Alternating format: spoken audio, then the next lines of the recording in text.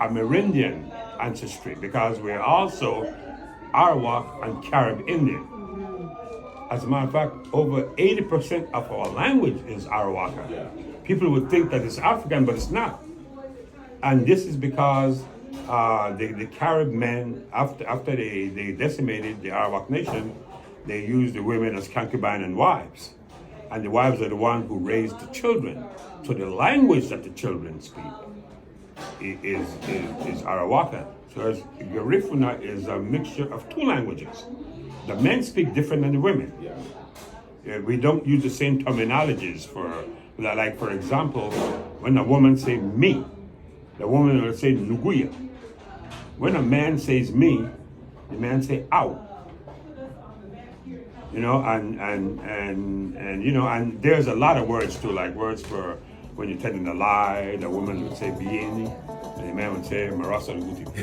You know, so it's a different. And growing up, you better not speak in the man's language. That's a no-no. You have to become a man to speak like a man. You know, and that's one of the things with the language. You just lose everything. He's back alive again. That's in that spiritual era, because some families, they don't speak to each other, and sometimes that child is the one that suffered through it, and the family needs to get back together to see that, you know, that this child is being, you know, brought back to life. Yeah, you'll have that. Yeah. Mm-hmm. This tells our history all in a nutshell. So if you get a copy of this, then you're on point. Chief's up to you. Okay. What he did, he went to each Garifuna family and have them pledge certain amount of working hours, because we have no money to pay, but we can pay with labor. Yeah. So like your family will be responsible for a certain amount of hours a week. So your family, and that's how this is built. Because we from here were raising funds to build the hospital. So after the hospital built, you have to be equipped. Mm-hmm. Luckily, the same man that you see in the film, Ruben Reyes, he have a plumbing company. So he had this contract in Sun Valley. And he came across this Nigerian doctor who had to leave the U.S. because I don't know why, but he was forced to leave. So he was liquidated. His entire hospital, his entire practice was going, and he was liquidating equipment. So when Ruben explained to him who we were and we're indigenous and we're doing this, he just decided he was going to give us the whole thing. So then Ruben called us, my friend, me and Ben Flores, and then we went there, we rented a U-Haul, and we just packed the equipment in there. And this came from a golf tournament that we sponsored, our organization, the Garifuna Nation. And it's a fundraiser. And we're raising funds for our legal struggles in Belize specifically, because we are going to challenge the Belize government in court for our land. But most of our people are not aware of it because they don't understand the boundaries of the country when it was first started, when it was territory.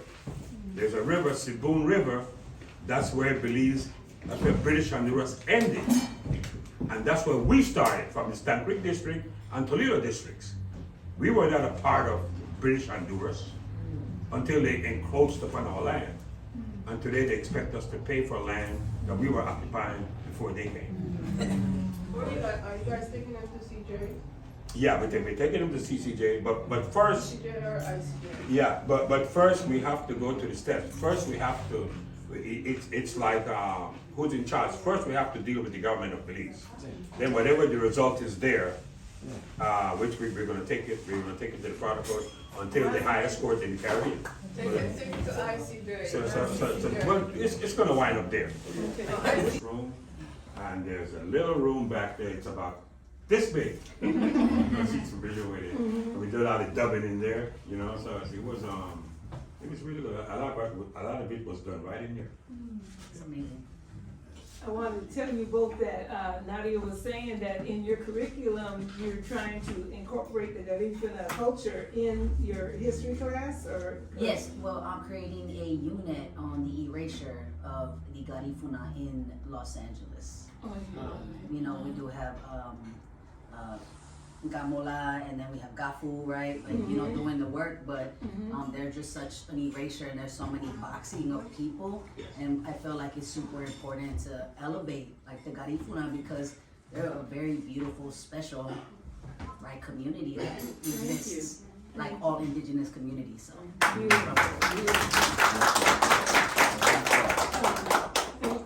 Any questions for the cast here? Yeah, I had a question about the law that was mentioned when he was about to sign the papers.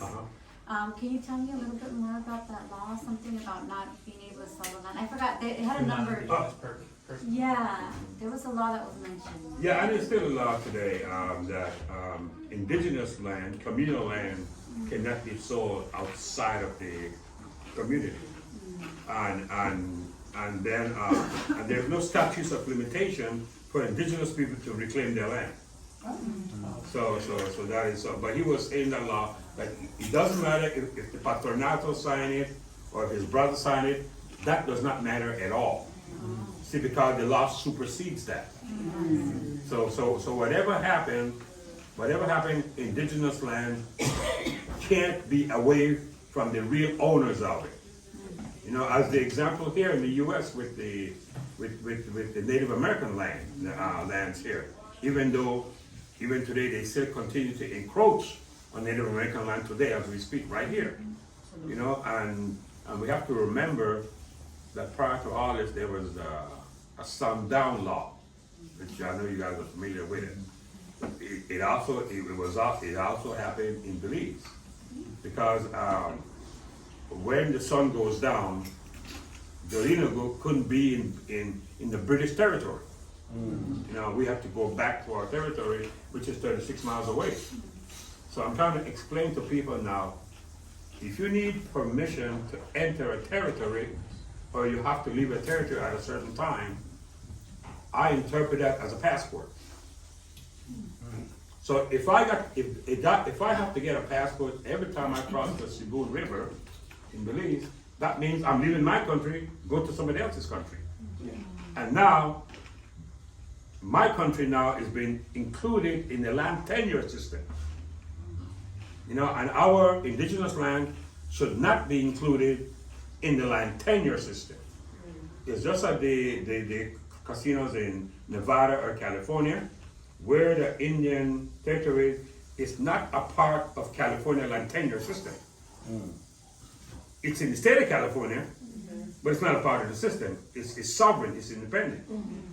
So that's what we're insisting upon, that same status. So that's what it is. You had a question? Oh yeah, I mean, first of all, I just want to say thank you. It's such a powerful film, and I feel like I was connecting to it in so many different ways, and I just saw a lot of similarities to the experience of a lot of our indigenous Guatemalan students here in LA. Everything from like the need to preserve language, to the mentioning of mega projects and that displacing communities, and all those legal battles, and you know, folks trying to stay connected to their communities from here and still support.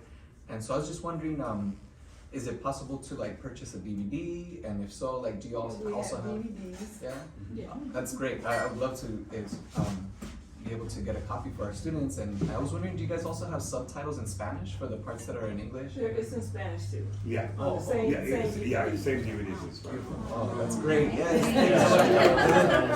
And then I guess the last question I just want to ask too was just thinking about the possibility of maybe bringing students to enjoy the museum and learn as well. Have you guys had any partnerships already with LUSD district to bring students? Yes and no. Mr. Benny is the one that allows us to be here. He's hooked up with USC and UCLA. Yeah, and I'm just asking just because, gosh, right now the district has been cracking down on us so much with like partnerships and field trips. It's gotten so hard on teachers to organize field trips. But just thinking like proactively into the future, if there is a nonprofit that's associated, and like how we could go through the process of getting it approved as a vendor for LUSD, so that it's like more open and easy to bring students to benefit from this, because it's just such a great resource, right? We'll get in touch more about that. Yeah, awesome. Thank you again so much. Make sure you get her phone number before you leave. I got my card. Okay, yeah. We have a question back there. Yeah, I also wanted to appreciate. I even love the daughter-father relationship. That was resonant to our families. Our units are on land use and climate change. So so two questions. One is how, because it seems like in the story that like the folks have a connection to the land, right, and it's like a relative. And I was wondering how folks who have moved here continue that relationship to the land, even though this land is a different land. And then the other question was around the impact of climate change, and because it seems like a lot of the communities are on the coast, the impact of climate change on the communities, if any. I personally, a lot of times when he spoke to the woman with the candles and she spewed out the rum, when I go back home, the first thing they say, if you're having problems, you go bathe. And to us, bathe means soap and water, but you just go into the ocean and you douse yourself. And you just try to wash away whatever problems that you're going through. So yeah, we still connect. I didn't see that on the video. I went outside, but Ruben went into the water too, didn't he? Yes. Yeah. Okay, I just didn't see. I remember it from before. And I missed the part where the woman slapped him. You know, and to your question about soil, I was saying, yeah, we are experiencing soil erosion in most of our communities, and we're doing our best to try to limit that erosion. But one of the things we find out, the soil erosion becomes evident when we cut the mangrove to make wider areas so we can live in. So whenever we destroy the mangrove, we destroy the ecosystem, and we can always see the effects of it. You know, because drainage becomes limited, and then we instead of doing anything else, we pave it, and we build in a concrete jungle in the real jungle. You know, at the cost of the real jungle. You know, so that we are really aware of that, and that's one of our concerns. Because soil erosion is real. Because I remember in our hometown, there's a high school, Stanton Creek High School, or the hospital. When him and I was growing up there, it was quite a ways from the sea. Today, it's right there. It's very close to the sea now, because the sea seems to be becoming in closer. You know, and even the soccer field where we play, it's closer to the sea now. And when you see these things, but we know why it happens. It happens because we're getting rid of the mangrove, you know, and so now we're trying to be ecologically sound, ecologically savvy with that kind of stuff, trying to keep that down. I think that's the same problem I saw a video the other day. Recently, I have a friend in Nicaragua, and that's the same problem they're having in one of the villages. The water is so close to land now that you're not seeing houses and land anymore. I'm glad you mentioned Nicaragua, because there's a Garifuna guy in Nicaragua who seemed to have figured this out.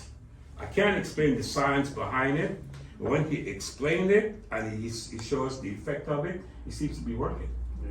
So, yeah. So one more question. One more quick question. You had talked about this earlier. Like in school, we learn about like the horrors of oppression and slavery, but we don't talk about like resistance enough. So I was wondering if we could connect with you all to like come speak to our students about like your resistance movement, and like when we adopt our lesson plans and teach our students about your culture, if we can have speakers come in, if any of you all would be interested in doing that in our schools. Okay. We can connect with them. You're talking about Joseph Chatuit. That's our paramount chief. As I explained in the film, you know, there's chiefs in the villages, but when it comes to wartime or anything that deal with the whole culture, he becomes the only chief. You know, he is the chief of all chiefs. Abuti he the Abuti. You know, that's what we're saying, because he's the chief of all chiefs. You know, so but then I got to learn that's something that is common to indigenous people. Because even here in America, the Native Americans do that. When everybody came under Geronimo, all the different tribes come, You know, and then, you know, what happened to Custer? You know, it wasn't just one tribe, it was everybody. Which I thought was brilliant. Yeah. You know, and we need to see more films from the eye of the Native American. Yeah. Yeah. Because right now we're only seeing it from one perspective. And it's coming from those who kill our heroes. Yeah. You know, those who kill our heroes writes history. You know, so, and we got to be careful. And when we challenge it or find new information, they put a label to it. They call it revisionist history. So it's not as good as history. Right. You know, so we have to watch this because there's a lot of meaning to words. You know, so let's not fall for it. You mentioned two organizations, Gafu and Gamola, the museum here, but he is representative of the Garifuna Nation. That's the name of the organization, and you can see that online also. And he's on Facebook. And what else? Every Thursday we do a show on Garifuna Nation and the Garifuna Nation on Facebook. You know, just go to Garifuna Nation on Thursdays and we're there doing the show. And a lot of people refer to us as radicals, which is to me is complimentary. You know, because if I'm fighting for my land that you took away from me violently, if I fight for my land using the same methods, why am I the terrorist? As we see in Hamas right now. Yeah. Yes, good afternoon, each and everyone here today. I'm so proud of you guys making it possible today. Let me just say the Garifuna Museum is beginning to explode with all your faces and everything. I like the movie itself because there's a few different languages was explained in there for especially people that don't really know how to speak Garifuna or whatever, Spanish or whatever. So that really amuses me myself. I'm a musician, I'm still a musician up to now. So the producer gave me the part as Clifford in the movie to, react in a musical sense and everything. And I thank each and every one. I have Tracy here, we have CC, we have Mr. Calvin, and we combine as a staff. And Lupe, she cooked the food and everything. So when the time you all decide that you all want to come back, we're going to be here to help you all and introduce you all more to the museum. So enjoy the rest of the day, and we go moving forward. Thanks.